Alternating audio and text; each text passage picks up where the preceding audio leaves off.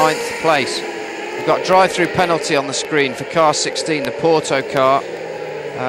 He's well down the order, 13th, so that's not going to affect the race that strongly anyway. Yeah, the rules say he'll just drive through the pits, doesn't have to stop. Second offence, he would have to stop, but he'll drive through on the rev limiter. It's going to cost him 20-odd seconds. Yeah, but he has actually only got 2 runners behind him anyway. So, and of course, we're down to the last 5 minutes now, and then it'll be 1 lap more than that. And the Tottenham car's moved up a place. The Tottenham car in this shot, the blue car, has moved up to 4th place during the lap. And the Roma car still holding 3rd. Seville.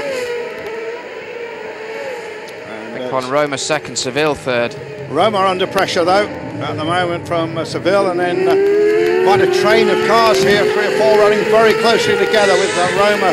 Different lines coming off. Hotspur, yeah. And he's going around the outside, Seville at the first corner. Is he? It's neck and neck. Brave boy, and he backed off and he loses it. What a shame. Yeah. Whoa, and he sprays out. Good job there's no spectators down there. Need to go to the laundry. He's going to go around again. Yeah. He got a bit hot under the collar there. He spun around. It's a shame. He tried to go around the outside of the first corner, and too much acceleration, round it went. But he watched the rear wheels. Digging a trench. A workman would charge you 500 quid to do that. Yeah. Shame. Oh well. So keep your eye on the Tottenham car. That will promote him to 3rd. Yeah. And it will also promote Liverpool up to 8th, the race 1 winner. And I'm just going to check the lap times. Yeah, our leader, meanwhile, is 22 seconds up front. 1.7. Liverpool in 8th place was, in fact, the fastest guy on the last lap. So let's keep our eye open for that car, the red car, in 8th place.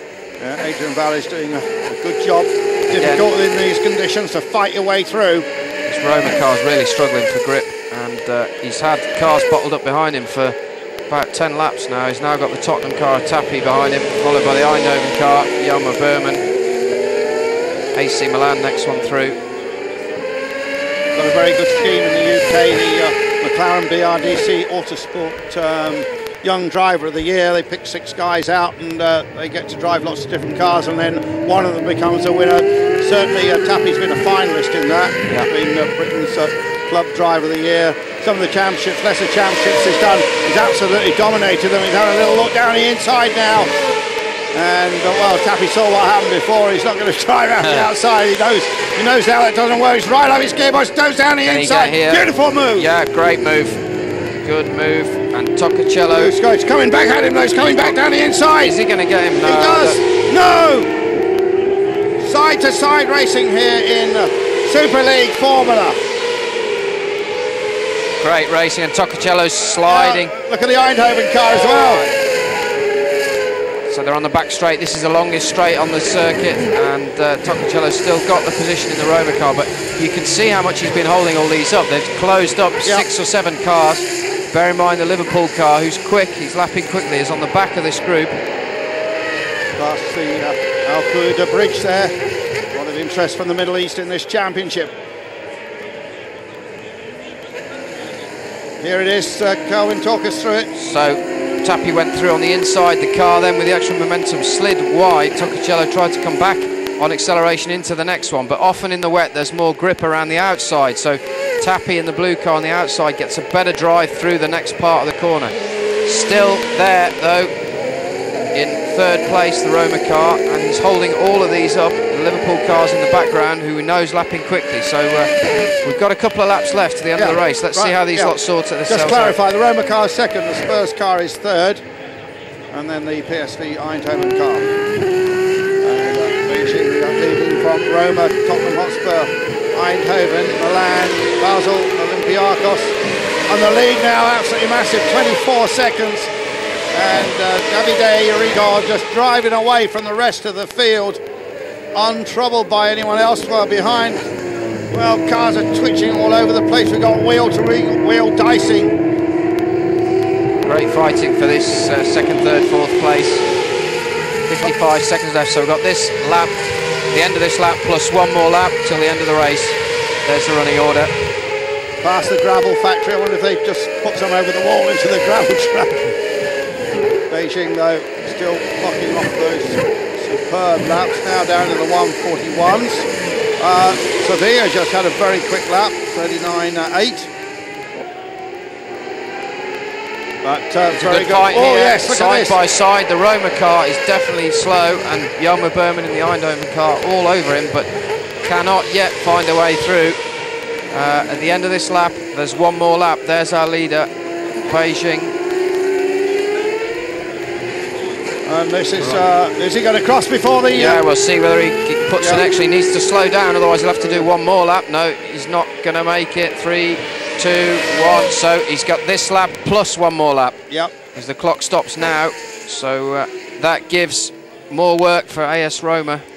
He should have just backed off a bit. He would have got one lap less to do. And Eindhoven's through, but Jelmer Berman's got the Rover car. And Max Wissel's going inside into the chicane at the end of the back straight. Is he going to... Oh, that was tight. We need to see whether they made it, because that was really tight in the background. Yes, he did. Yeah. Now it's Roma's taking the position back, and now he's got AC Milan coming around the outside of him, and he will take the position. Roma's keeping the inside. Milan does him around the outside. So 4 or 5 cars nose to tail here in these dying moments of this second race here at Zolder. He held on so well, but he's got this lap plus one more lap, so he will not be able to even keep his current 6th. I think he's down to 6th now. So third place is absolutely anyone's, and Tottenham Hotspur in the form of Duncan Tappy is motored about 3 seconds away from the battle of this other group of cars. Are obviously all holding each other up now. There's the PSV Eindhoven car, and a lot of their supporters here. They'll be enjoying this. Some of them, it will be their first taste of motor racing. I think they're going to want to come back for more.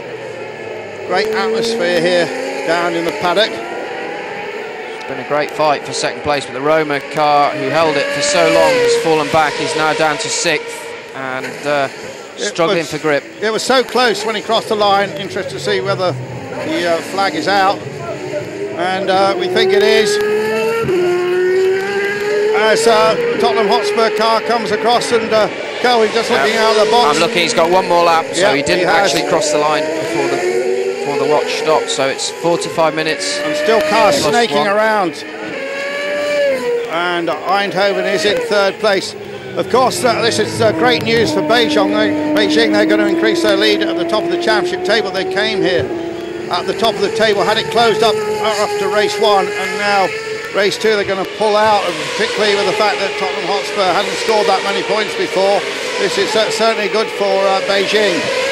Yeah, it's good for the championship also. No one's dominating and pulling away. We've got in second place the Tottenham car that doesn't hold many championship points. No. Beijing didn't score any in the last race. Now look at this group of cars. I think Max Wissel have passed maybe 1 or 2. He's in 5th place now. Wissel, Dornbos in 4th off the front row of the grid, and we don't know how well that car is handling, because it took quite a big knock in race 1. So Dornbos doing a good job. We have confirmation. We are definitely on the last lap here on a breezy and cold day. There's the Liverpool car. The Liverpool car's coming down on the last lap, down the inside of the Roma car, is it? Yes. So he's just taken 6th just see it in the background place. They're side by side coming out. And he just about got the drive up over the hill here, I think, yes. Yes, he did. So that's fantastic. He takes 6th on the final lap. The Liverpool car, remember, he started on the last row of the grid. So here's the leader, Beijing. 25 seconds or so now in the lead. Final corner. And here he comes, and for his second win, the first 2-time winner in the Superleague Formula, Davide Rigon of Italy, the 22-year-old. He clasped his helmet, drove a great race from the front, made an excellent pit stop, and a man representing one of the smallest football teams amongst this group of 18 increases his lead in the championship, and his car still staking around, and Tappy's got people up his gearbox, but he takes 2nd place, Eindhoven 3rd, Milan 4th, and Basel comes home 5th, and then it's Roma next, and then in 6th place Liverpool, and they're still crossing the line. Sevilla and Olympiacos, I think, were side by side as they crossed the line, and rounding out the top 10 Borussia Dortmund, who of course had such a good race in the opening event here. So and now there is confirmation of our result, with Beijing winning by a massive 23.4 seconds. Then it was Eindhoven, Milan, Basel. That was all a tight struggle. Liverpool, Roma, Sevilla, Olympiacos and Al Ain. And he did a good job actually to get there, coming up to 10th. Borussia Dortmund, Galatasaray, Madrid, Flamengo, Porto, Anderlecht, Rangers and Corinthians, making it not a very